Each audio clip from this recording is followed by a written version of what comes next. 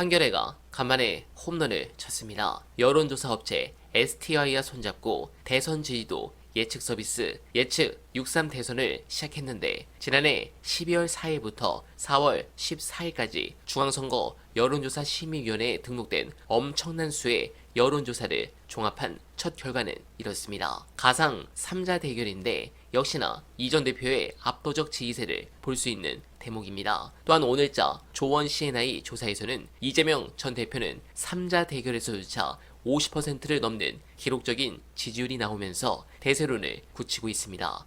특히 이번 조사에서 제가 주목한 것은 바로 이겁니다. 정권 교체가 압도적인 추세로 굳어지고 있는 것은 당연하지만 세부적인 내용을 보면 중도층에서 더블 스코어 이상이 나는 것과 세대별로는 20, 30대가 좀 이상하죠. 이건 RDD 조사라 노년층이 허위 응답을 한 물증이라 보고 있습니다. 즉 아직도 보수 과표집이 심각한데도 이 정도입니다. 관련해서 우리 차기 정부가 될 이재명 캠프가 얼마나 유능한지 오늘 가장 화제가 된 분석 보시고 이어가 보겠습니다. 제가 이재명 대표를 지지하는 이유 중에 하나가 정치가 세상 만사와 다 연결이 돼 있지 않습니까? 그래서 지도자는 우리나라 대통령은 그냥 유능한 게 아니라 매우 유능해야 됩니다. 그래서 그 글로벌 시장, 외교, 안보, 경제, 공급망 각 분야별로 아는 게 많이 있어야 되고요. 근데 그 습득력이 굉장히 빠르시더라고요. 이재명 대표가. 그리고 이제 열심히 살아온 사람만이 그게 가능합니다. 그래서 그런 차원에서 제가 그때 양복 입은 글라디에이터 이제는 담 넘은 양복 입은 글라디에이터라고 이제 말씀을 드렸고요. 그래서 이재명 대표한테 지금까지 한 보고를 한 30번 올렸어요. 아, 벌써? 예, 계속 올렸습니다. 근데 그것을 이제 다 대화식으로 해가지고 코멘트 주신 다음에 팔로우업 질문들도 있고 질문도 있고 해서 왔다 갔다 했었거든요. 그래서 예를 들어서 첫 번째는 만약에 집권을 하게 된다면은 예. 만약에 예.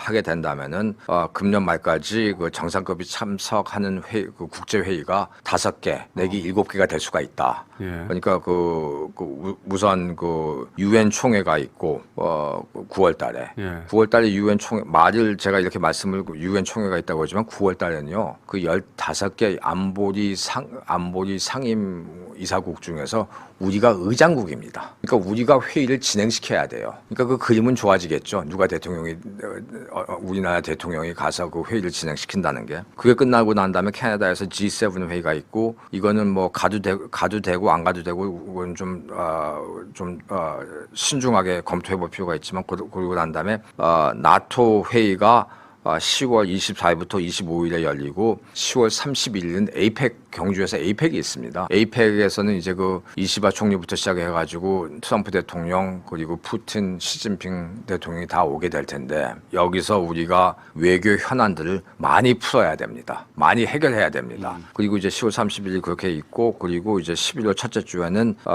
며칠 후에 아세안 플러스 한중일이 있어요. 말레이시아에서. 그리고 11월 말에는 G20가 있습니다. 그래서 이런 것에 대해서 보고를 드릴 때 우리도 이제 G7의 그 회원국으로 가입을 해야 되는데 이런 것에 가입하게 되면은 국민들도 국뽕을 느끼면서 좋아할 것이다라고 이제 이런 보고서를 어떻게 하면 G7에 가입할 수 있는 것인지 이런 것에 대해서 설명을 드리고 그리고 이제 찬조 연설에 제가 언급했듯이 우리나라 지도자는 외교 안보 분야에서는 굶어 죽지 않고 맞아 죽지 않는 그 기술에 대한 노하우가 있어야 된다는 것을 이제 얘기하면서 비대칭 재래식 무기의 중요성을 또 강조를 해드렸죠. 아마 이재명 대표께서 국방과학기술연구원도 곧 방문하실 거예요. 우리나라의 어떻게 보면 보물인데 거기서 이제 미사일 우리나라 미사일의 정확도가 굉장히 높거든요.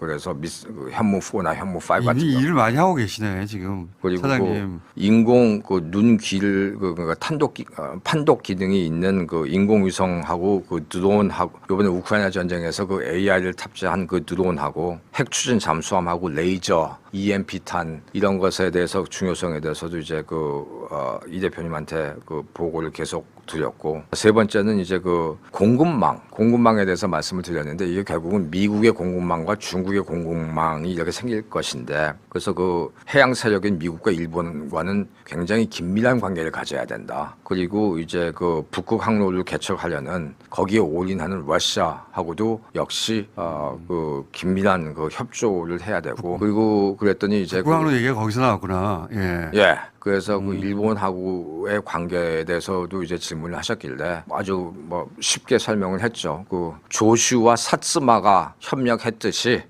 조슈 사츠마가 협력했듯이 우리는 일본하고 긴밀한 관계를 가지고 가야 된다.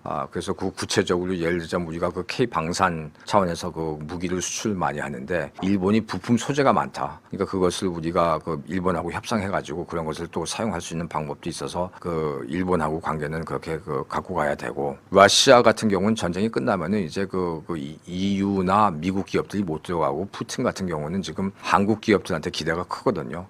그래서 거기에 대한 그 러시아 시장 같은 경우는 옛날에는 우리한테 전쟁 전에는 우리한테 그렇게 좋은 시장은 아니었어요. 솔직히 10,000원짜리를 100장 찾는 시장이었거든요. 100만 원짜리 수표가 없어가지고 이제는 100만 원짜리 수표들이 있지 않습니까?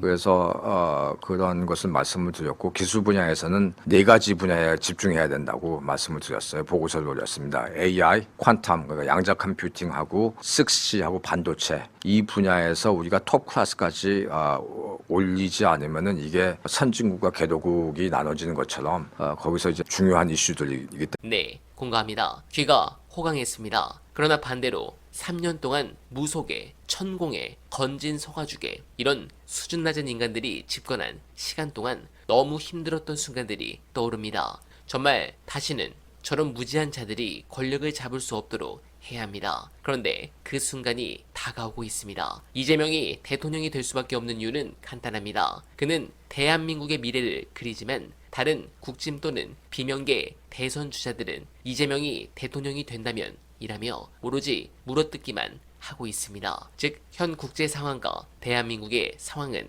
국가의 비전을 그릴 줄 아는 사람이 대통령이 될 것인데, 그런 인물이 이재명 전 대표 말고는 없는 상황입니다. 그런 부분에서 49일 뒤 대통령 당선증을 받을 것으로 유력한 이 전 대표께서 이번에는 환하게 지지자들과 웃으시는 그날을 간절하게 기원하며, 끝으로 전날 유시민 작가도 극찬하신 최근 인기리에 막을 내린 넷플릭스 드라마 폭삭 소가수다를 보면 어릴 때 사고로 숨진 막내 아들을 부모가 삶의 마지막까지 잊지 못한 채 가슴에 맺혀 있는 것을 표현하고 있습니다. 상상할 수도 없는 고통이겠습니다만 어쩌면 당연한 것일런지도 모르겠습니다. 그런데 오늘은 벌써 세월호 10일째입니다. 또 세월호냐? 라는 말은 하지 말았으면 합니다. 누군가에게는 흐르지 않는 세월이 있을 것이고 늘 어제의 일로 기억될 것입니다. 더는 우리 대한민국에 이런 비극적 일이 일어나지 않길 간절하게 희망합니다. 오늘은 이만 인사드립니다. 시청해주신 여러분 고맙습니다.